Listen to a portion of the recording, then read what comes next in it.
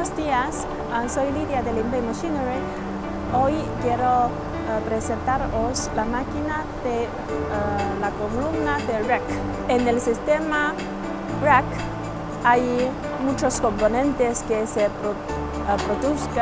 produce por las máquinas perfiladoras. La perfiladora puede producir columna, la perfiladora puede producir la viga y también bastidores, o en unos países se llaman riostras o también se llaman riendas.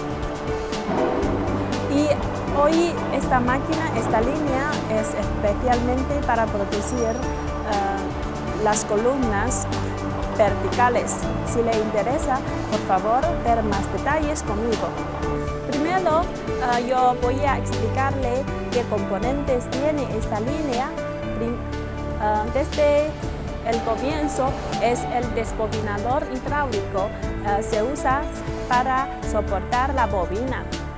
Y luego entramos en el aplanador para hacer la bobina más plano para lo siguiente proceso. La tercera parte de la línea es el sistema de perforaciones.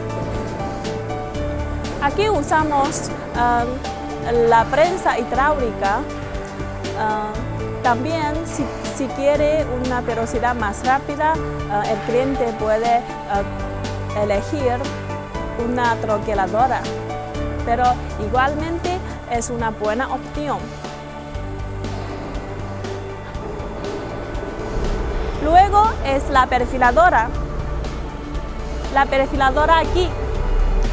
Puede ver, la perfiladora es muy robusta, es muy larga, tiene muchos pasos de conformado, tiene cajas de engranajes de transmisión y tiene esta estructura grande y pesada. Por eso esta línea puede producir hasta 3 milímetros de espesor. Es una buena máquina. El motor es muy grande, tiene 15 kilowatts.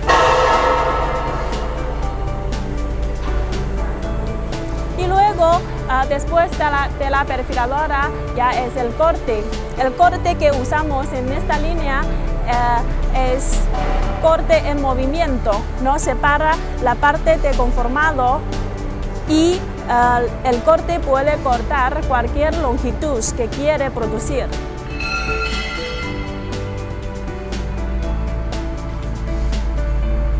Luego le vamos a enseñar cómo funciona el corte en movimiento. Ya es todos los componentes de esta línea. Luego vamos a iniciar la máquina en el modo automático para ver cómo trabaja toda la línea. Si le interesa, vamos a seguir el vídeo.